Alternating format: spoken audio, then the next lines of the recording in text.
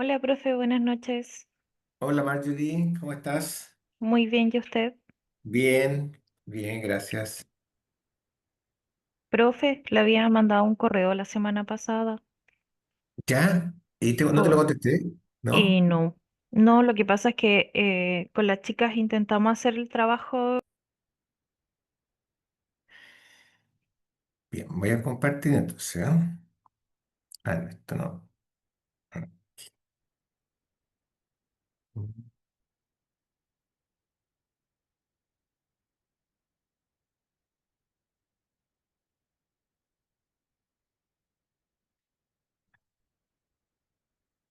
Ok. Bueno, aquí estamos. En la reunión pasada conversábamos que, no sé si recuerdan, conversábamos que teníamos que la empresa tradicional, la organización tradicional está en crisis, ¿no es cierto? Está en crisis por distintas razones que hemos venido hablando, y eso motiva a que el liderazgo tradicional también esté en crisis. ¿Mm? No es lo mismo liderar a una organización que hace un trabajo al estilo del que hacía la organización del siglo XX que la del siglo XXI. ¿Cuáles son las causas externas e internas? Conversábamos que, bueno, hay distintos tipos de causas, entre otras cosas, tenemos el desarrollo de las tecnologías de información y comunicación que han permitido el funcionamiento en red, ¿no es cierto? No solamente las empresas hoy día pueden funcionar en red, sino que la economía global funciona en red. ¿M? Entonces, hay que entender las causas internas para adecuar el modo de hacer empresa a la nueva situación y no limitarse a los cambios estructurales, que son cambios parciales. ¿Ah? El modo de hacer empresa es un cambio más profundo. ¿M? ¿Ya? Vimos que habían variables externas a la crisis que tenían que ver justamente con estos cambios tecnológicos, ¿ah? Que estamos viviendo. Nosotros estamos viviendo, iniciamos con la digitalización, eso permitió que las tecnologías de información y comunicación eh, se desarrollaran exponencialmente, y hoy día ya tenemos la inteligencia artificial que está recién dando los primeros pasos. ¿Ah? El cambio se ha acelerado, los mercados se han globalizado y hay un incremento en la competitividad en todo, a todo nivel. ¿M? ¿Ya? Incluso en el sector público, quizás no podemos hablar de competitividad, pero sí podemos hablar de una presión, mayor exigencia de la ciudadanía hacia todo el sector público, a todos los niveles del sector público. ¿M? Bueno. eh, Pero, ¿cuáles son las variables internas de la crisis? ¿Ya? Bueno, lo más importante acá es que ha habido un cambio en el carácter del trabajo. El trabajo hoy es un trabajo no manual. ¿M? Ese es el trabajo más importante, el que genera más valor es el trabajo no manual, a diferencia de lo que pasaba en el siglo XX. ¿Ya? La empresa tradicional se construyó para responder a la exigencia del trabajo manual. ¿Ya? Todos los aportes de administración que tenía Taylor, Fayol, Ford, etcétera, todos estos desarrollos, la división, especialización del trabajo, ¿ah? La coordinación, ¿ah? La línea de montaje, los desarrollos que hizo Toyota después, todo eso apuntaban a hacer más efectivo el trabajo manual. ¿M? ¿Ya? Eh, el trabajo manual se sustenta en la destreza física del trabajador. Sin embargo, hoy día nos encontramos que la empresa tradicional tiene dificultades para mejorar la productividad del trabajo no manual. ¿Mm? Y bueno, ¿qué tipo de trabajo hacemos en las universidades? Les pregunto yo. ¿Es un trabajo manual o un trabajo no manual? No, No, manual. Manuel. ¿Cierto? No manual. De todas maneras. Y, y se han encontrado pronto, sienten que hay algunas cosas, algunas formas de funcionamiento que no calzan, Se han encontrado pronto con decir, bueno, esto quizás no debería funcionar de esta forma, no deberíamos coordinarnos de esta forma, no deberíamos tener este tipo de conversaciones. Bueno, vamos a avanzar un poquito más antes de... lo que sí es claro es que ya en Estados Unidos las encuestas indican que los empleados, ya hacia comienzos del siglo XX, del siglo XXI, perdón, los empleados sienten que las empresas no emplean toda su capacidad intelectual, que esta posición que tiene la jefatura, que vienen del trabajo manual, de instruir y después controlar tareas específicas, forma de hacer las cosas muy concretas, subestima el aporte intelectual de los trabajadores, ¿ya? Bueno, el trabajo no manual, a diferencia del trabajo manual que está sustentado en la destreza física, el trabajo no manual se sustenta en la destreza intelectual. ¿M? ¿Ya? Entonces aquí hay un desafío. El mecanismo para regular el trabajo cambia. ¿Ya? El mecanismo de mando y control que había en la empresa tradicional, que fue el que diseñado por Taylor, ¿no es cierto? No es eficaz. Incluso se vuelve un obstáculo para levantar la productividad del trabajador no manual. ¿Mm? O sea, yo al trabajador no manual eh, no puedo darle con detalle las instrucciones para que haga su trabajo. ¿Mm? El trabajador no manual necesita emplear otras destrezas que van más allá del trabajo de la destreza física. ¿Mm? Cuando se trata de un trabajador no manual, muchas veces nadie en la empresa y tampoco su jefe sabe mejor que el mismo trabajador lo que podría hacer en su ámbito de trabajo y cómo debería hacerlo. ¿Mm? Eh, la atención, el trabajo de un docente en el aula, el trabajo de un coordinador, un coordinador de académico, es trabajo con personas que está sujeto a una variabilidad tremenda. No se le puede decir al trabajador, mira, hoy día haga esto en la mañana, después a mediodía haga esto otro, después así mecánicamente. No, porque el trabajo con personas genera una variabilidad que no es posible de predecir por parte de la jefatura. ¿M? ¿Ya? Eh, y no solamente el trabajo con personas, todo el trabajo creativo. Por ejemplo, aquí tenemos un caso de una diseñadora. Ella tiene una idea, que debe transformar en un boceto, en un diseño, en un producto de diseño. ¿Y, y quién le puede decir a ella cómo va a ser ese trabajo creativo? ¿Qué colores usar? ¿Qué... Eso es justamente algo esencial de su aporte. Su trabajo no va a consistir en cumplir mecánicamente ciertas tareas, sino que en muchas de ellas, incluso, yo puedo ser el caso porque tengo una hija que hace este trabajo, a veces ni siquiera cumplen un horario como estamos acostumbrados porque son más productivos a veces en la noche. ¿Ah? Sus encargos, por ejemplo, los cumplen a otros ritmos porque también requieren una dosis de inspiración, en este caso ya extremo, de un trabajo de tipo intelectual. ¿Mm? Bueno, al usar el mecanismo de mando y control sobre estas personas, ¿ah? Sobre un académico, sobre un director que coordina docentes, sobre una persona que atiende público, sobre un diseñador que crea un producto.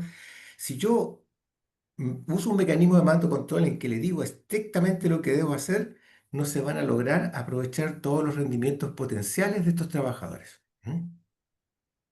¿Ya? Entonces, eh, hay un desafío.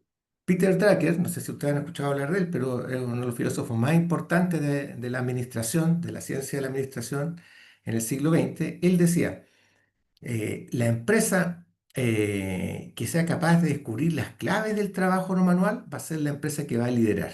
¿Mm?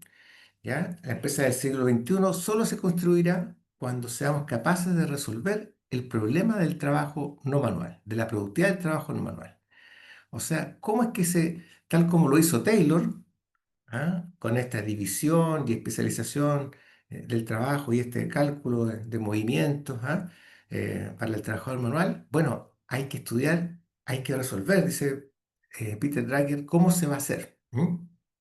¿Qué es lo que de lo que vamos a conversar? Un poquito vamos a ir avanzando en esto y vamos a descubrir cuáles son las claves del trabajo no manual, qué es eh, el tipo de trabajo que hacemos nosotros con los estudiantes, con los docentes, en caso de que tengamos gente a cargo, ¿ah? El tipo de trabajo que hacen los administradores de cualquier organización, ¿ya? Bueno, según Peter Drucker, aquí hay dos dificultades para resolver esta problemática. La primera dificultad es que en el caso del trabajador no manual, la tarea a ejecutar no es obvia, no es conocida previamente por el capataz. ¿Se acuerdan que vimos que la empresa tradicional era una estructura de capataces, ¿no es cierto? El capataz superior le instruye a los capataces que tiene a su cargo, ¿ah? El capataz superior, que es el gerente general, instruye a sus capataces inferiores lo que deben hacer, los planes, y ellos a su vez, en esta estructura piramidal y jerarquizada, le van diciendo a los niveles inferiores qué hacer y van después controlando, dirigiendo y controlando que se cumpla la tarea. Bueno, en este caso eso no funciona bien porque el capataz no sabe bien cómo es que este diseñador, cómo este coordinador, cómo este directivo va a dirigir su equipo, cómo el docente va a hacer su clase. No sabe, no se puede meter. ¿Ah? O si se mete no vas a lograr sacar el máximo potencial de esa persona. Entonces, Peter Drucker dice aquí, hay que distinguir entre hacer lo correcto y hacer las cosas correctamente. O sea, aquí hay, ¿qué creen ustedes? El sistema de mando y control así al estilo tayloriano que se usaba en la empresa tradicional. La empresa tradicional, la del siglo XX, el trabajador se preocupaba de hacer lo correcto o de hacer las cosas correctamente.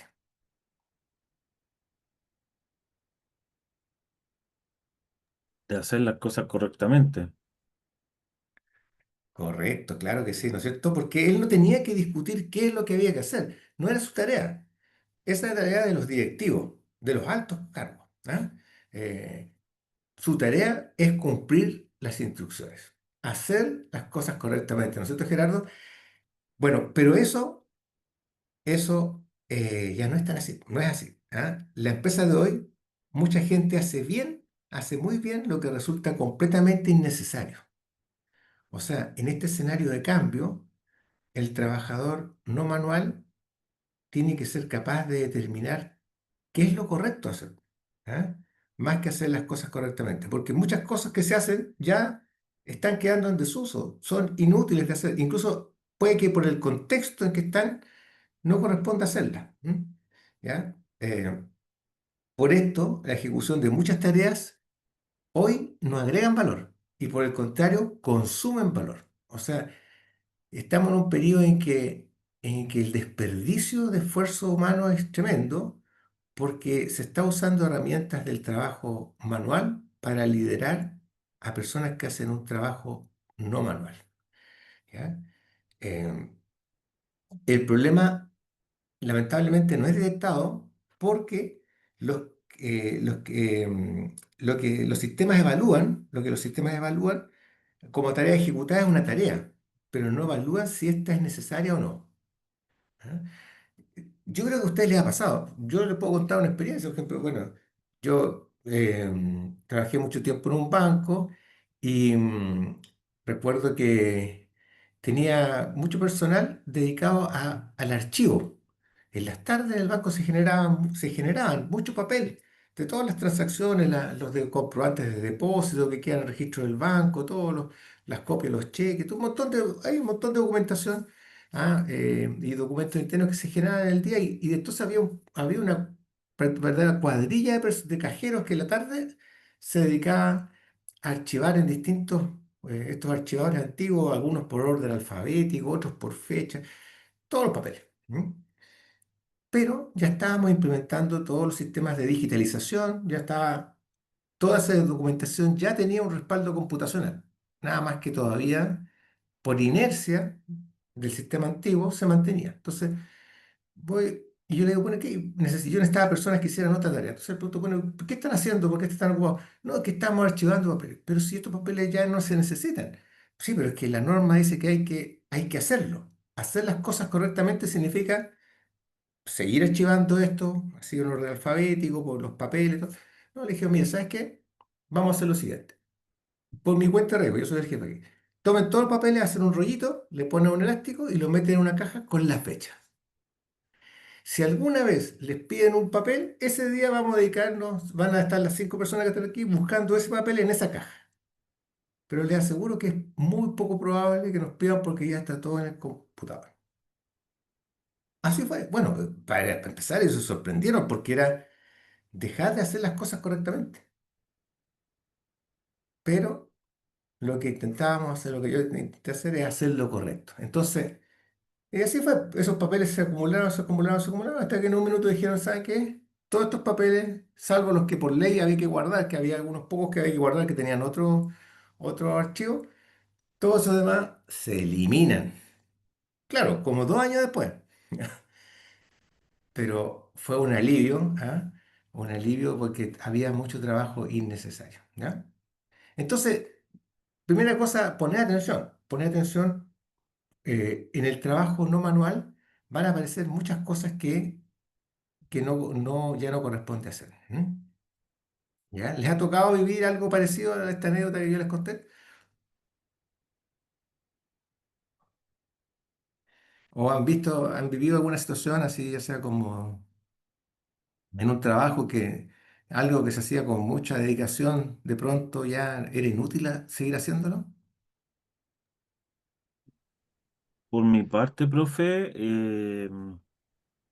sí, más el segundo caso, que querían hacer más que nada como muchos meros, una biblioteca virtual, pero los libros estaban en físico y no Ya. eran libros fáciles de conseguir de manera digital. Por tanto, querían hacer una biblioteca digital, pero al final tuvieron que recular porque no tenían a mano los libros, por ejemplo. Ah, ya, ya, Eh, ya. Bueno, eso fue una. Y sí. la otra, por ejemplo, a mí en el caso personal, también vi el tema de hacer, se me fue, hacer plantillas con el Excel. Hasta eso, antes era manual y pasó a ser ya con el Excel ya de manera automática. Ah, perfecto, ¿Mm? perfecto. Muchas gracias, Gerardo. A ver, Marcela también levantó la mano. Profe, ya. ¿Sí? Alicia habla nomás, después sigo yo. Ah, Alicia. Ya, gracias Marcela. Profesor, mire, antes en educación, cuando llegaba el proceso final, se hacían lo que se llama actas. Esas actas era un papel que en realidad debía medir como 80 centímetros por 50, por ejemplo, porque en una mesa eso ¿Ya? era, uno ocupaba como 2 mesas si eran pequeñas. Oh, Bueno, el hecho es que a cada profesor se le asignaban 3 actas donde tenían que ir todos los nombres de los alumnos, las notas, y esa no permitía que llevara enmienda. Por lo tanto, habían colegas que se especializaban en borrar con Gillette,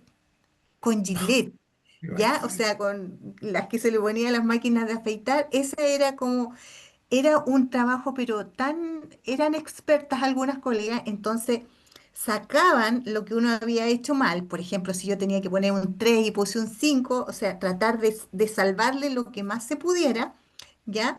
Para que se pudiera entonces conservar esa nota que teníamos ahí.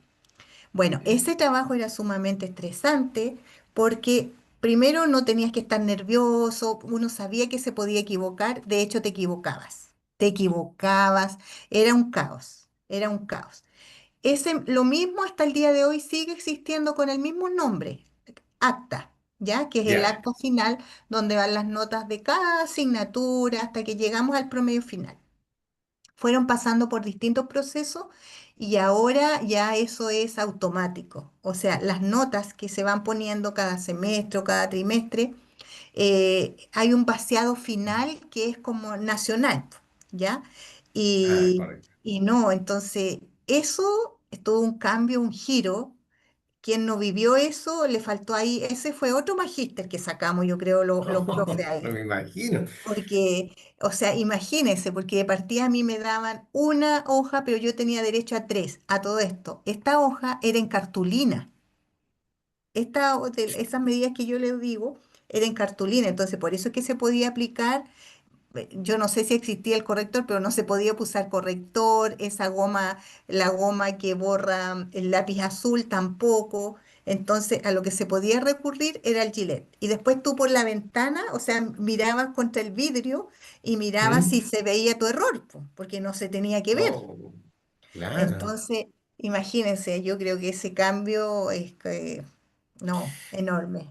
Pero bueno, ahí por ejemplo hay un aspecto bastante manual, pues, bastante manual en ese Claro, trabajo, ¿no es cierto? Bastante manual, pero que en un minuto ya dejó de serlo, dejó de tener sentido hacer todo ese proceso porque ya existía la tecnología que permitía reemplazarlo, ¿no es cierto? ¿Ya? Bueno, ahí está. Pero Marcela quería hablar también. Marcela, por favor. Gracias, profe. Estaba pensando yo en mi área qué es lo que pasaba y, por ejemplo, nosotros hemos implementado la ficha electrónica. Entonces, todo está en los registros, la ficha electrónica, todo, pero hay unidades que todavía imprimen, por ejemplo, para dar las indicaciones, para poner los medicamentos, qué se pasa, el suero, todo. Todavía hay unidades que imprimen la hoja y llenan ahí en la hoja, escriben los signos vitales, todo, y no lo traspasan a la ficha electrónica, y al final lo que uno tiene son dos fichas, que una es de papel y la otra electrónica, siendo que el electrónico trae todo eso. Y Claro. de hecho no ha traído problemas para el proceso de acreditación, porque uno tiene que tener una ficha única y no puede haber respaldo por ningún otro lado. Entonces ahí también es como un trabajo de más. Y Un lo trabajo otro de más. que estaba ¿Mm? pensando, que no sé si será como podría tomarse como ejemplo, pero por ejemplo uno cuando ha sido vocal de mesa, uno Ujú. todavía le entregan, por ejemplo, el tapón para manchar el dedo. Y en realidad uno no sabe para qué sirve, porque en realidad no hay que ponerlo al lado de la firma, sino que era como un distintivo para saber que ya había votado esa persona, porque no hay ningún Sí. cambio dentro de la normativa. Entonces, como que en verdad, las veces que fuimos vocal de mesa, mi grupo era súper entretenido. Entonces, me acuerdo que alguien cuando llegaba pesado le hacíamos que se manchara el dedo porque le echábamos harta tinta. Entonces lo dejábamos que se mancharan el dedo. Pero Ahí se lo en pedían. realidad para eso nomás lo ocupábamos, para ninguna otra cosa Sí. más. Ya, le encontraba una utilidad. Oye, bueno, claro, entonces van cambiando las cosas y ya hacer lo correcto empieza a ser cada vez más importante que hacer las cosas correctamente. Lo que no significa que no haya que hacer las cosas correctamente, pero lo que agrega valor es hacer lo correcto, o sea, ir repensando y reflexionando sobre las actividades que hay que hacer. Bueno, Russell Ackoff, dice que el desafío de Drucker equivale a la diferencia entre la eficiencia, que sería hacer las cosas correctamente, y la efectividad, que es hacer las cosas correctas. ¿Ya? Como creo que en algún momento lo conversamos, la efectividad es un nivel superior a la eficiencia y a la eficacia porque apunta al obtener los objetivos a lo largo del tiempo. Por lo tanto, uno puede hacer cosas que hoy día son inútiles, o sea, uno puede hacer correctamente cosas que ya no tienen sentido, como todos los ejemplos que ustedes pusieron. ¿Ya? No tendría ninguna gracia seguir haciendo esas planillas inmensas, como no tiene ninguna gracia seguir copiando en papel el acta que ya está en digital. Eh, entonces, aquí tenemos a Russell Ackoff. Bueno, para Ackoff es preferible hacer mal lo necesario a hacer bien lo innecesario. ¿Ya? O sea, es preferible tratar de intentar hacer las cosas de forma distinta porque se necesita, aunque me equivoque, aunque tenga que probar muchas veces hasta que resulte, como seguir haciendo cosas que ya no tienen ninguna utilidad. ¿Ah? Así se puede aprender y corregir y no reforzar un comportamiento equivocado. ¿Mm? Entonces, ahí teníamos el primer problema. La segunda dificultad es que la primera dificultad, ¿se acuerdan que decíamos que el mecanismo de mando y control, la jefatura, el que utiliza el mecanismo antiguo, no puede controlar al trabajador no manual o no puede dirigirlo adecuadamente? La segunda dificultad es que no sabemos cómo incrementar la productividad del trabajador de conocimiento y no sabemos tampoco cómo gestionar el conocimiento. ¿ya? Eh, el trabajo manual, sustentado en la destreza física, permitía su desagregación en movimiento y tiempo, pero el trabajo no manual se sustenta en el conocimiento, se sustenta, bueno, eso es lo que pensaba Peter Drucker, se sustenta en un trabajo intelectual, ¿ya? Bueno, el aporte de Peter Drucker a esta cuestión de cómo se lidera, cómo se consigue la productividad, el valor agregado de un equipo que hace un trabajo manual, el aporte de Peter Drucker está en reconocer que hay diversidad de trabajo, que hay una heterogeneidad en el trabajo, ¿ya? Em, que hay un trabajo manual y un trabajo no manual, ¿ya? Pero aquí Peter Drucker un poquito se queda un poco corto porque la verdad es que no existe un trabajo que sea puramente manual o puramente intelectual, ¿ya?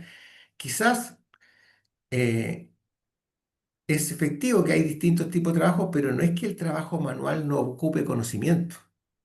¿Qué creen ustedes? ¿El trabajo manual requiere algún tipo de conocimiento? Por supuesto, Por supuesto, dice Aldo. A ver, ¿por qué estás tan convencido que es así? porque eh, en el desarrollo psicomotriz de todas las personas, para poder aprender a hacer una tarea, tú tienes que aprender tanto la teoría como lo práctico. Entonces, en los trabajos manuales puedes que no tengas algo teórico, pero sí vas a tener que hacer algo práctico y tienes que aprender cómo hacerlo, aunque sea algo ejecutable, algo que sea manual. Hay que aprender, porque si uno no aprende o no le enseñan, nunca va a poder saber, a menos que sea una persona súper brillante que solamente mirando aprende. Ajá, pero ya al mirar Pero, sería profe, adquirir un conocimiento, ¿no es cierto? A Mirando, ver, mirando profe, ya es un conocimiento, claro. ¿no es cierto? Claro. Kevin, ¿sí? Adelante, Kevin. Ahora sí. Buenas noches. Quería comentar de que sí se requiere conocimiento, pero no así como una demanda cognitiva, muchas veces en la parte manual. Ya. Ah, ya, ya, ya, ya. Perfecto. De ¿Cómo acuerdo. sería eso? ¿Podrías explicarnos un poquito más? Sí, que el conocimiento de por sí es como recoger la información, mientras que la parte cognitiva es como ya el razonamiento de lo que uno está haciendo en cada momento. Entonces como que requiere mucha más comprensión del conocimiento como para aplicarse. Perfecto, entiendo. Perfecto. Ya hay todo un proceso de asociación, de integración, sí. Marcela, a ver, Marcela. quizá un ejemplo es como un joyero que le enseña, después va pasando su arte hacia otra persona, porque si bien no le puede, no, quizás no es una formación como de universidad, de instituto, pero sí tiene que tener conceptos, tiene que tener práctica para lograr ser el mejor joyero. Entonces, sí o sí se necesita conocimiento de la aleación de metales, cómo poner, no sé, por los brillantes, todo eso necesita un conocimiento y que se traspasa quizás de boca en boca. Perfecto, muy bien. Bueno, efectivamente, como ustedes bien lo dicen, se requiere conocimiento. Porque ¿qué es el conocimiento en este contexto? No vamos a ser, no vamos a poner filosóficos, pero sí, en este contexto el conocimiento es un juicio que hace un determinado observador al examinar determinados comportamientos. ¿Cómo así? Por ejemplo, cuando un observador ¿cuánto un observador dirá que está observando conocimiento? Bueno, cuando el comportamiento observado le permite decir que las acciones ejecutadas son eficaces para producir lo que se espera de ellas. O sea, nosotros decimos, bueno, una persona, por ejemplo, este mecánico que está ahí, nosotros, claro, lo vemos ahí muy bien equipado, revisando, pero ¿cuándo vamos nosotros a verificar, decir, este mecánico sabe? ¿Cuándo vamos a hacer ese juicio? Que este mecánico sabe lo Cuando que nos deje funcionando el auto y no se Claro, pare ¿no es a la cierto? salida. Claro, ese va a ser. Cuando sus conductas, todo lo que hace, son eficaces para producir lo que esperamos de ella, que nos arregle el auto. ¿No es cierto? Entonces, si observamos a un mecánico, es capaz de reparar autos que le encomiendan, diremos que el mecánico conoce su oficio. ¿Ah? Si observamos las joyas que hizo el joyero y que, pucha, quedaron hermosas, bellas y todo, originales, conoce su oficio, sabe, tiene conocimiento. Entonces, Akov señala que mientras la información surge de respuestas a la pregunta de tipo qué, quién, dónde, cuándo, cuántos, el conocimiento responde a la pregunta cómo hacerlo. O sea, quien tiene conocimiento, aparte de tener información, sabe cómo usar esa información para lograr conductas eficaces, ¿ah? Que es lo que un poco también comentaba Kevin, ¿ah? Entonces, el conocimiento puede expresarse en instrucciones a seguir por un trabajador, ¿ah? Para que logre su resultado. Yo puedo irle enseñando a un trabajador a hacer determinadas tareas, ¿ya? Por mucho que sea un trabajador manual, va a ir adquiriendo conocimiento, aunque sea a partir de elementos, cosas muy simples, hasta cosas mecánicas, ¿ya? Entonces, el trabajador que aprendió las instrucciones posee conocimiento, posee la capacidad de desempeñarse eficazmente. Entonces, no es el conocimiento lo que diferencia realmente el trabajo manual del no manual, como al principio lo creía Peter Drucker, ¿ya? ¿Qué sería entonces? Bueno, lo que hace la diferencia es el poder transformador de la palabra. Hay personas que trabajan, los trabajadores no manuales trabajan con la palabra, trabajan hablando, ¿ah? No es el conocimiento lo que diferencia los tipos de trabajo. Por ejemplo, el trabajo gerencial, el trabajo de un administrador, el trabajo de un directivo, de un director de escuela, director de carrera, un coordinador. ¿Ah? El trabajo de todas estas personas no es un trabajo manual. ¿Y qué es lo que hace entonces? Bueno, la diferencia está en que mientras el trabajo manual utiliza el poder transformador de la destreza física, de la fuerza física, los directivos, los gerentes, hacen uso del poder transformador de la palabra. ¿Ya? Nosotros observamos a un directivo y está conversando, estuvo todo el día conversando, probablemente estuvo en reuniones aquí, reuniones acá, y alguien podría decir con una mirada de mediados del siglo XX, esta persona no ha trabajado en todo el día. ¿Ah? Eh, de hecho, me acuerdo de una anécdota había una secretaria, una asistente en realidad, que recibía las llamadas telefónicas en una oficina y tenía yo una ejecutiva de empresas que tenía reuniones de negocio con clientes y a rato mandaba correo en su computador. Entonces, hay una persona que está tratando de ubicar a esta ejecutiva y ella le dice, le contesta y yo me doy cuenta, yo escucho que le dice, mira, mire, no sé qué está haciendo, no sé qué está haciendo porque ha estado todo el día conversando con personas y mirando su computador. La verdad es que no veo que esta niña esté trabajando mucho. Le hice ese comentario. Entonces, claro, ella no veía que en ese momento no distinguía que de eso se trataba su trabajo. ¿M? ¿Ah? Directivos y gerentes trabajan utilizando el poder generativo del lenguaje. ¿Ah? Con el lenguaje, los gerentes, los administradores, las directivas motivan, instruyen, sancionan, conducen. ¿M? Y para usar bien el lenguaje también se necesitan conocimientos. ¿Ah? Así también como se necesitan conocimientos para usar la destreza física. O sea, aquí la clave, finalmente, en general, todo trabajo no manual se sustenta en el poder generativo del lenguaje. ¿Mm? Tanto el trabajador manual, o sea, el trabajo manual también emplea el lenguaje, pero no como poder transformador. ¿Ah? No es su capacidad de generar valor, no se basa en el poder transformador de la palabra, no se basa en el uso del lenguaje. ¿Ya? Eh, Aunque sí necesita comunicarse con otras personas, pero no está ahí la clave. En la misma fábrica podemos tener, así como tenemos varios operarios que están haciendo trabajos manuales, moviendo palancas, moviendo máquinas, apretando botones, incluso haciendo esfuerzos físicos, podemos tener un supervisor. Pero ese supervisor no está haciendo nada de esos trabajos. Él está solamente revisando, coordinando, viendo los problemas que hay. En ese mismo lugar de trabajo hay un gran equipo de personas que hacen un trabajo manual, pero hay un supervisor que está coordinando y por lo tanto está haciendo un trabajo no manual.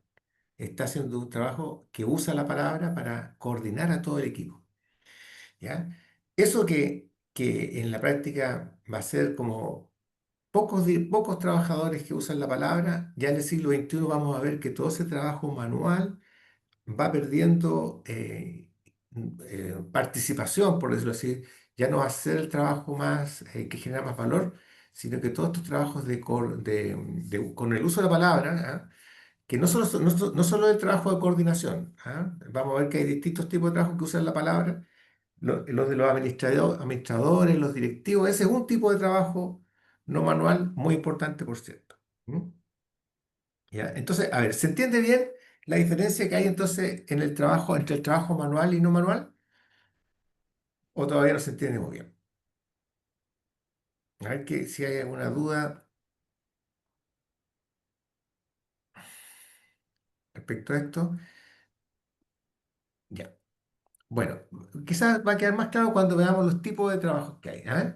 El uso de la palabra como poder transformador es lo que diferencia los tipos de trabajo. Entonces, vamos a ver, por ejemplo, que no es el uso del conocimiento lo que hace heterogéneo el trabajo, como pensaba Peter Drucker. No es que haya trabajo manual y trabajo que usa el conocimiento, sino que el uso de la palabra como poder transformador lo que hace al trabajo heterogéneo.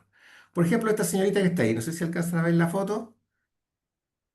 Ella, ¿qué tipo de trabajo está haciendo? Un trabajo manual, costurero. Manual, ¿no es cierto? Ella es una operaria, una que está en una, seguro parece posiblemente una fábrica de confección, ¿no es cierto? Está con una máquina, ya, perfecto. Esta otra señorita que está ahí, ¿qué tipo de trabajo hace? De la palabra, no manual. No manual. Y ustedes podrían imaginar qué tipo en qué cargo, qué cosa hace en su trabajo? Cobrador. Cobranza, profesor. Ah, Atención cobranza, al de veras. cliente.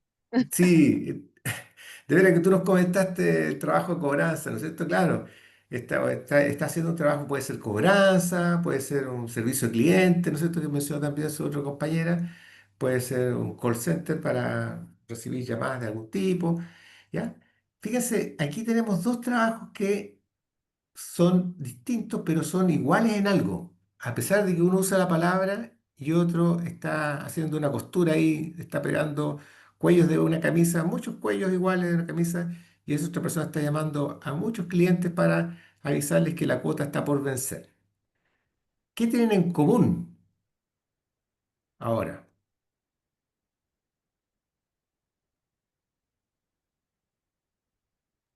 La tecnología. Ya, pero son tecnologías distintas. Fíjate, uno está usando una máquina, que esta máquina yo creo que la inventaron en el siglo XIX o a comienzos del siglo XX, nada más que ahora es eléctrica, pero antes la pedal. Y esta otra señorita, claro, está usando el teléfono, bueno, una forma ya más moderna de teléfono. Son distintas, ¿no? Pero, Las dos están haciendo un servicio. a ver, servicio, es que el trabajo, bueno, el trabajo de ella no, es un producto en realidad. Ah, La ya. que la costura está haciendo, bueno, ella presta un servicio como trabajadora, pero está participando en la generación de un producto, que es una camisa. El A tipo de ver, comunicación para poder dirigirse al cliente ya, claro, sí. y las habilidades sociales que ésta pueda tener o las habilidades blandas que esta persona puedan tener para justamente concretar una venta o poder dar una atención de calidad o inclusive solamente ser por cortesía y amable, como en el caso de la cajera. Claro. Acuérdate que aquí no hay una cajera, esta es una costurera. Una persona Ah, que está. bueno, en este caso los dos tienen que brindar un servicio de atención al cliente y tratar de convencer de que por qué su producto tiene Ya. que comprarlo. Pero José, disculpa, pero aquí eso es lo que tú mencionas justamente lo que las diferencia, po, porque una está haciendo un trabajo manual, no está interactuando con personas, ella no habla con nadie todo el día, ella cose cuello de camisa todo el día. ¿Ah? Pero Esta las dos otra están señorita, ejecutando una función específica, no es algo que maneje a otro tipo de personas o que sea líder en alguna cosa, sino que están ejecutando algo que es cotidiano, por así decirlo. ya, Porque la muy persona bien. que habla en el call center está dando la misma receta a 50 personas iguales y la persona que está haciendo los cuellos está haciendo 50 cuellos iguales.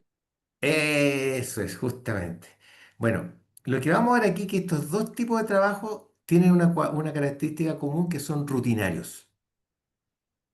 Los dos son rutinarios. Si bien uno usa la palabra y otro usa la destreza física, son rutinarios. Bueno, al reconocer, muy bien, muchas gracias por esa observación. Al reconocer el aporte transformador de la palabra, se reconoce la capacidad transformadora de directivos y gerentes para generar el valor a la empresa. ¿Mm? ¿Ya? Vamos a ver, vamos a tomar esta idea de esta similitud que tienen cuando hablemos del trabajo rutinario, parece que es la lámina siguiente, ¿ya? Bueno, que los gerentes conversen todo el día no implica que no estén trabajando, ¿no es cierto? Este trabajo también usa la palabra, igual que esta operadora del call center, pero de forma distinta. ¿Ah? Esta reunión tiene una variabilidad eh, mucho mayor que la variabilidad que tiene esta señorita que tiene que llamar hoy día a 200 clientes para decirle lo mismo. ¿Ah? Como indicaba su compañera, repetir el mismo aviso, llamarla para lo mismo, le va a ofrecer el mismo seguro, incluso le va a leer el mismo script, el guión ahí, de todo, todo igual, ¿ya? O le va a hacer la cobranza, etcétera. Entonces, por eso es que ahora vamos a distinguir entre el trabajo rutinario y el trabajo creativo. O sea, vamos a distinguir, ya hicimos una distinción entre el trabajo manual y no manual. Dijimos que el no manual es el que usa el poder transformador de la palabra, y el manual es el que usa el poder transformador de la destreza física, pero ahora vamos a distinguir entre el trabajo rutinario y creativo, ¿ya? El trabajo, tanto que use la fuerza física o use la palabra, se puede dividir en trabajo rutinario, que consiste en la aplicación de procedimientos estándar, ¿ya? Repetir muchas veces lo mismo, ¿ya? Y el trabajo creativo que, bueno, como su definición es no estándar, ¿no es cierto? Se trata de, vamos a ver, de desarrollar algo que no, incluso ya no está previamente definido, ¿ya? Es diferente el trabajo de un cajero de un banco al diseñador de una campaña publicitaria. En el mismo banco está trabajando probablemente en uno de los pisos un cajero recibiendo clientes, y en otro de los pisos, en otra sección, está un diseñador que trabaja para el banco, pero está preparando la campaña publicitaria que viene. ¿Cuál sería el trabajo? ¿Quién haría el trabajo rutinario? El El cajero del diseñador o banco. El el cajero. cajero del banco, ¿no es cierto? Y el trabajo creativo en este caso lo haría obviamente el diseñador de la campaña publicitaria. ¿Mm? ¿Ya? Ahí tenemos al cajero, ahí tenemos la diseñadora. Bueno. Se trata entonces de trabajos que requieren mecanismos, en el caso del trabajo rutinario, el mecanismo de control, de supervisión es muy distinto al trabajo, al mecanismo de supervisión de esta diseñadora, por ejemplo. ¿Mm? Estos dos trabajos requieren distintos mecanismos de supervisión. ¿Mm? Es necesario otorgar, en el caso de la diseñadora, darle mucha autonomía, ¿ah? Para que haga ensayos, cometa errores, pruebe, despliegue sus ideas. ¿Ah? Porque para eso le pagamos para que nos genere ideas que no tenemos. ¿Ah? Que como jefe yo no sé qué colores, no, no tengo esa creatividad, y para eso la hemos contratado. En cambio, el cajero, como jefe, yo quiero que haga exactamente, incluso cada cierto rato voy a revisar si está haciendo las operaciones, si está entregando el dinero suficiente, cuánto dinero le queda. En un caso voy a tener un control estricto y en la otra yo le voy a hacer un encargo, le voy a decir, mira, ¿qué te parece? Nos juntamos el viernes, hacemos una reunión el viernes, tomamos un café y tú me cuentas más o menos qué es lo que tienes avanzado cuáles de tus primeras ideas para esta campaña. ¿Ah? Ya, él me dice, jefe, yo voy a partir indicándole los colores. Yo pienso, bueno, ¿será necesario? Ya, de acuerdo, me parece bien. Entonces, bueno, no sé, si me hubiera dicho, le voy a indicar otra cosa, también le diría, está bien, porque ella quizás quiere partir por los colores. Hay otro que va a decir, no, yo quiero partir por otra cosa, por los personajes, no sé. ¿Ah? Bueno, en el caso del cajero, sí es necesario tener mecanismos de supervisión diarios del trabajo del cajero. El trabajo, no solo porque su trabajo sea más estandarizado, sino que también por el mismo tipo de trabajo manual, él requiere pautas muy claras para poder cumplir bien su tarea. En cambio, si yo le empiezo a dar pautas estrictas y le digo, mira, quiero que a la diseñadora, le digo, mira, quiero que el viernes tú me entregues los colores y el lunes me entregues, qué sé yo, los personajes y el miércoles, no. Y es más, podría hacer un control más estrecho, pero yo no. ¿Qué va a pasar ahí con la creatividad de ella si yo le empiezo a poner un esquema rígido de seguimiento de su trabajo? ¿Qué les pasaría a ustedes en su lugar? Se va a bloquear. Se va a bloquear, ¿no es cierto? ¿Ah? Totalmente. Entonces necesita, bueno, este es un caso extremo de trabajo creativo. Yo no sé si yo les conté, mi hija que es diseñadora, entonces, por ejemplo, ha estado un tiempo, iba a un trabajo en que iban con pijama. Entonces ya, bueno, era muy extremo yo creo eso. ¿Ah? Pero tenían clientes importantes, o sea, estaban diseñando campañas para clientes que nosotros vemos en la televisión y todo eso, pero en ese lugar tenían pijamas, jugaban ping-pong, pero tenían fechas en que tenían, sí, esas fechas eran muy importantes cumplir porque habían plazos con los clientes. Entonces, tenían reuniones y tenían que entregar sus... Entonces, a veces que si en el día más bien no avanzaba tanto, pero a veces compensaba trabajando en la noche en el caso. ¿Ah? Ya, bueno, en el caso del trabajo rutinario y manual, más encima, aquí el capataz está pintado, o sea, es necesario el capataz. El líder tiene que ser un verdadero capataz. Y eso no significa que sea un personaje malvado, ni mucho menos, un personaje que le aclara muy bien a este cajero nuevo que llegó y al cajero antiguo también las cosas que hay que hacer día a día. En el caso del trabajo rutinario puede ser supervisado por un capataz, pero el trabajo creativo no puede serlo. ¿Ah? Entonces, trabajo rutinario y creativo. Entonces, el trabajo rutinario puede ser más fácilmente sustituido por la tecnología. Eso es lo otro que pasa, que el trabajo creativo. ¿Mm? El trabajo rutinario, sabemos que lo están desarrollando los robots, ¿ya? Y el trabajo, ya sea trabajo rutinario basado en la fuerza física o en el uso de la palabra, ¿ah? También lo puede hacer un robot, ¿no es cierto? Podemos reemplazar esta señorita por su trabajo, puede ser reemplazado de pronto por un tipo de tecnología. Ya han sido reemplazadas, profe.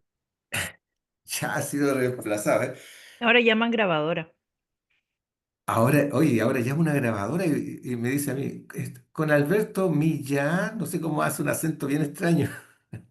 De hecho, profesor, a mí les digo al ejecutivo, me alegra que me esté llamando una persona. Claro, claro. Ya me empiezo a sentir mal porque empiezo a hablar con robots y todo esto. Claro. Entonces, claro, tenemos ya el chatbot y hay otros bots, ¿no es cierto?, que ya nos atienden. Entonces, claro, el trabajo rutinario, aun cuando está haciendo uso de la palabra, ya puede ser reemplazado por el trabajo creativo es más difícil, aunque ya sabemos que la inteligencia artificial es capaz de crear, entre comillas, a partir de cosas que otros han creado, por supuesto, antes de crear algunas piezas, pero es más difícil.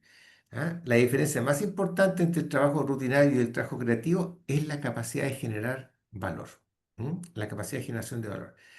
Hoy el trabajo creativo, es el que más genera valor.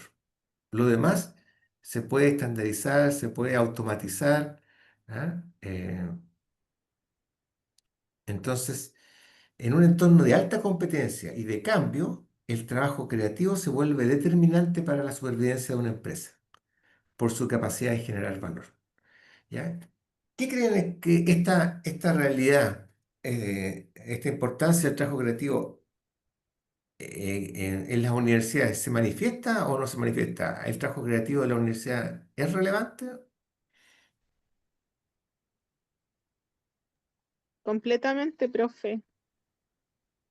Ujú. En el hecho de que, por ejemplo, uno hace hacer trabajo, hace hacer informe, eso también tiene que ver con la creatividad. cuando uno hace, no sé, por ejemplo, en enfermería, cuando hace casos clínicos, también se les deja como a la creación de la persona en cómo lo quiere presentar. Muchas veces lo actúan, no sé, pueden presentar videos, cosas así. Entonces yo creo que la universidad es donde más se le valida la creatividad, aparte de los conocimientos. Yo creo que es como un equilibrio. Ajá, claro, ¿no es cierto? Por supuesto.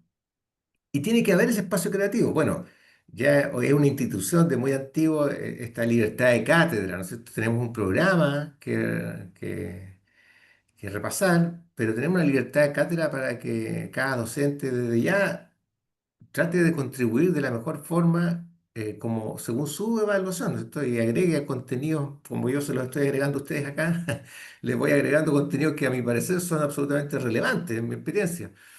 ¿Mm?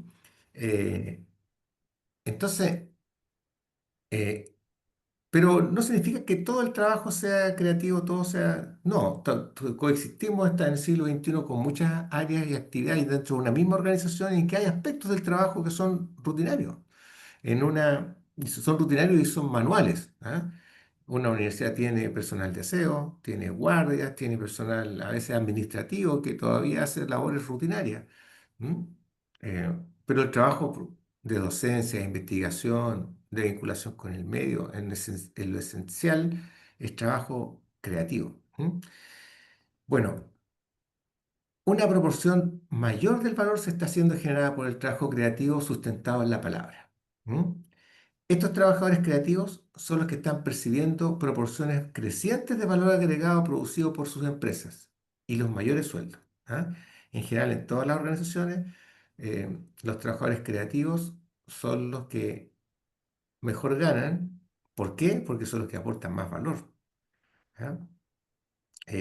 Robert Reich dice, le llama a estos trabajadores, le puso el nombre de los analistas simbólicos. ¿Ah? Por cuanto lo que los caracteriza es que manipulan símbolos. ¿Ah? La palabra no, esto no es más que un conjunto de símbolos. ¿Ah? ¿Ya? El lenguaje, ¿ah? Es una composición de símbolos. ¿Ya? Entonces dice, los analistas simbólicos son quienes resuelven, identifican y o conducen estratégicamente los problemas. ¿Ya? ¿Qué significa conducir estratégicamente un problema? A ver, ¿cómo interpretan ustedes esta reflexión que hace Robert Reich? ¿Cuándo estamos mirando estratégicamente un problema?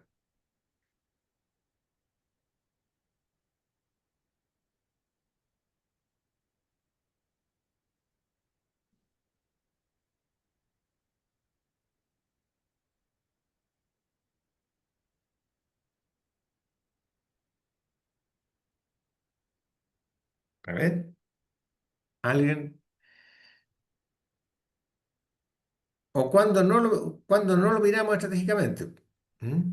Cuando uno tiene un problema, lo primero que hace es identificar qué es y cuál es el alcance de ese problema. Y uno va analizando las distintas situaciones y se pone objetivos primero para ir opción por opción desarrollando cuál es lo más viable para llegar a la resolución. Ajá, claro, claro. A ver, entonces tú ya... Porque es que uno hace un análisis de causa-efecto. Y de por sí hace como una especie de mapa mental en donde uno va poniendo todas las alternativas de solución. Por ejemplo, cuando uno tiene un problema económico, ya. Supóngase ustedes vienen a la casa y vienen a embarcar los bienes. Entonces, uno tiene que ver el problema mayor y de ahí ir atacando lo más débil para poder llegar a la solución mayor, porque no se soluciona nada grande si uno no soluciona lo pequeño. Perfecto, muy bien. Claro, claro. O sea, tú estás mirando, estás viendo una cosa mucho más amplia, estás tomando una visión mucho más amplia de los problemas que ir inmediatamente a la solución con la, con la solución que tiene más a la mano. ¿Ah? No necesariamente la solución que tenemos más a la mano es la mejor, ¿no es cierto? No, no es Exactamente. que, ¿ah? No es, tenemos que, tú mencionaste, elegir, ver las distintas alternativas que tengo, revisar cuáles son mis objetivos, ¿ya? Me interesa, sí, ya, pongamos el caso que me están embargando, ¿me interesa tanto defender estas cosas o hay otra cosa que quiero cuidar antes? O no sé, bueno, ¿cuáles son mis objetivos estratégicos? ¿Qué es lo que debo conservar? ¿Ah? ¿Cuáles son las posibilidades que tengo? Entonces, esa visión completa que va más allá de hacer las cosas bien, sino que hacer lo correcto es la visión. Marcela, por favor. Levantaste la mano, Marcela. Y solo un comentario. Creo que cuando uno es adolescente y quiere pedir permiso y lograr permiso, yo creo que ahí se convierte uno en un gran estratega. Y A creo que ahí ver, uno es cuando más tiene la creatividad la busca como con estrategias. ¿y cómo conseguías tu permiso, Marcela? ¿Nos puedes contar? Ah, bueno. Dependiendo estaba como una semana antes trabajando a mis papás. Entonces me ponía como a traerle las buenas notas, me ponía a ayudar en hacer aseo, a ordenar. Ya tenía pensado, por ejemplo, si era muy tarde, que nos coordinábamos con otras compañeras para que un papá nos fuera a buscar, con quién íbamos a ir. Entonces, como para tener todos los flancos bien, bien pensados, para que si mis papás me decían que no, yo les tenía, oye, pero está aquí, pero el papá de tal nos va a ir a buscar. No, si no va a ser hasta las 3, va a ser hasta las 2. Y así como negociar y todo. Entonces yo creo que en verdad ese uno aprende desde chiquitito a hacer a un trabajo creativo y convertirlo en una estrategia. Oye, qué increíble, ¿ah? Bueno, esa capacidad femenina. Nosotros, mientras tanto, los hombres estamos jugando videojuegos. O con los maridos, darle siempre dos alternativas. ¿Me viene a buscar aquí o me va a pasar a buscar acá? Y sí o sí te va a ir a buscar. Oye, pero qué terrible. Claudia, Marcela, me han dado unas lecciones de estrategia. Bien, claro, efectivamente el pensamiento estratégico, ¿ah? Que va mucho más allá de la solución que tengo a la mano y punto. ¿M? ¿Qué es la solución que me enseñó el capataz? Porque entonces un trabajador tiene que buscar su propia solución. En cambio, el trabajador no manual busca por su propia solución, es un analista simbólico. En cambio, el trabajador manual tiene que aplicar la solución que su capataz le enseñó que había que aplicar. Y si la situación no está estandarizada, queda fuera de juego. ¿Mm? Los analistas simbólicos, aquellos cuya labor es la preservación y generación de oportunidades de negocio para una empresa.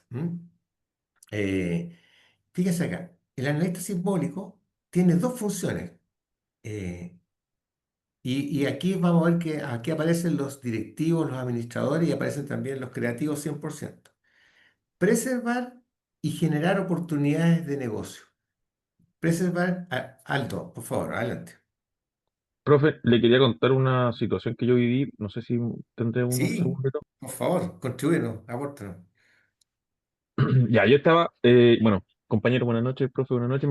Yo soy kine y estuve trabajando en la Seremi de Salud durante la pandemia.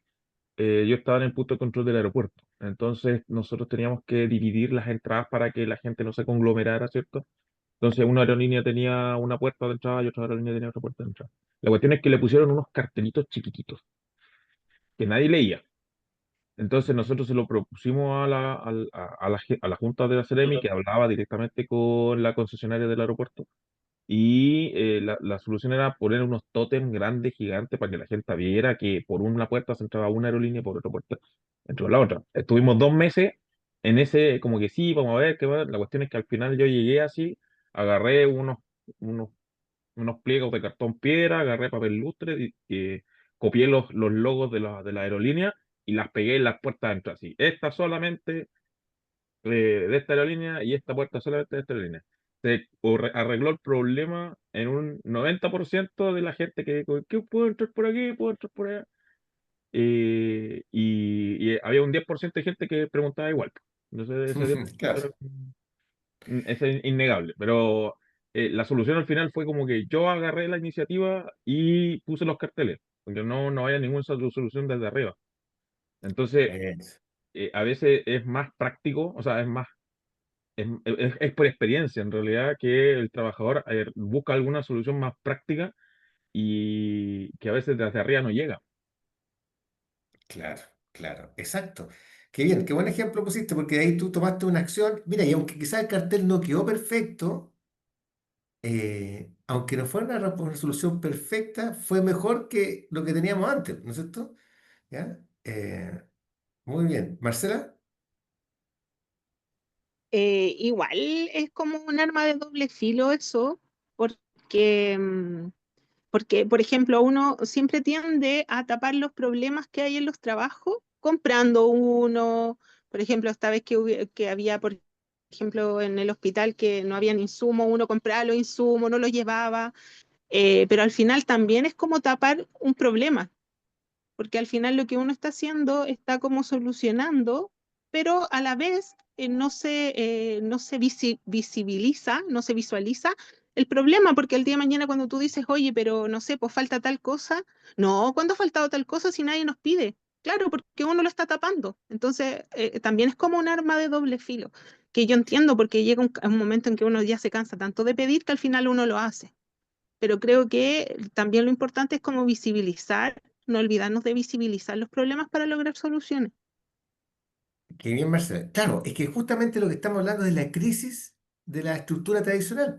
Justamente que Aldo haya tenido que hacer eso, que tú te encuentras con que estás tapando estas cosas, al final terminas por resolver, terminas tapando, es porque la estructura tradicional no es capaz de contemplar este tipo de esta variabilidad, este tipo de situaciones que tiene la organización en el siglo XXI, mejor dicho. ¿Ah? Estamos esperando decisiones de una piramidales, decisiones de una jerarquía que está lejos de lo que pasa en el día a día y no nos da las herramientas. Entonces, eh, los analistas simbólicos que trabajan en las organizaciones del siglo XXI están preocupados de preservar y generar oportunidades para hacer negocios, para dar valor, para crear valor. ¿Ah? No hablemos solo de negocios, crear valor.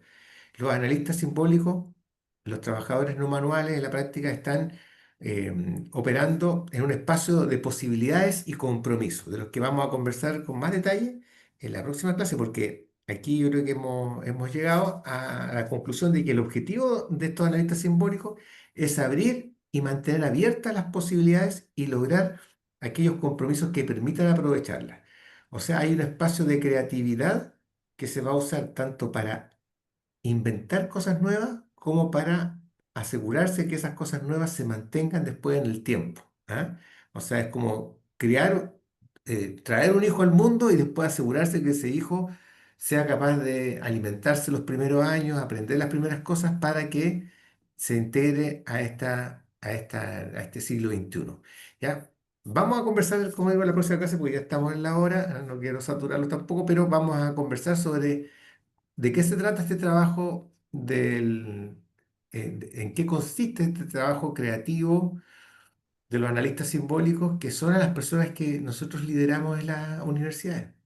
¿Mm? Los que son líderes, los que tienen responsabilidad, van a liderar analistas simbólicos, por lo tanto tienen que saber de qué consiste su trabajo en esencia para para aplicar los mecanismos, los métodos de liderazgo, las formas de liderazgo, los estilos adecuados. ¿Ya? Hemos visto varias cosas hoy día. No sé si alguien quiere comentar algo más o hay alguna duda, algo que haya quedado de lo que vimos.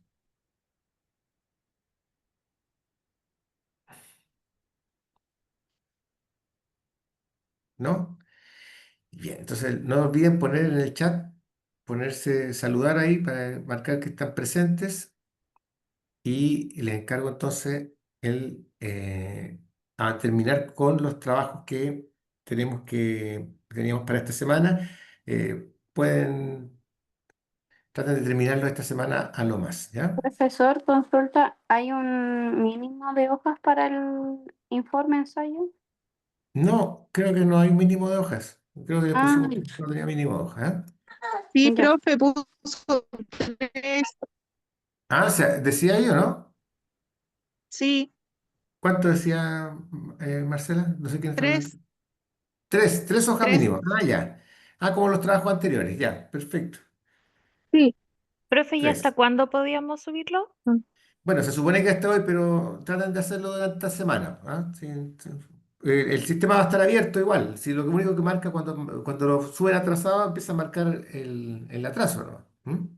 Ya, profe, gracias. Ya, y todo el que dé un trabajo, por favor, súbalo en la actividad del día de la semana que corresponde, porque eso quedan abiertos para poder subirlo. ¿Mm? ¿Ya? Porque hay algunos trabajos que están pendientes y no quiero que se queden con la nota mínima los que faltan. ¿Mm? ¿Ya? Aunque tengan una nota un poco más baja por el atraso, es mejor eso a la nota mínima, ¿ya? Ya. Estamos Listo. entonces. Sí, profe, muchas gracias. Nos vemos. Chao, Gracias, chao. Muchas profe. gracias, profesor. Gracias, Cuídese. Chao, estén bien. Igualmente. Profesor, ¿tiene un minuto?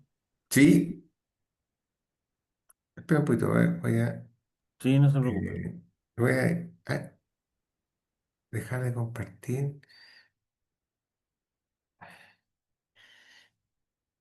que parece que hay algo. Estás, espera un segundo, estoy tratando de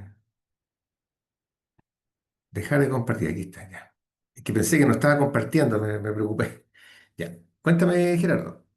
Sí, aparecía dentro era una revisión bibliográfica.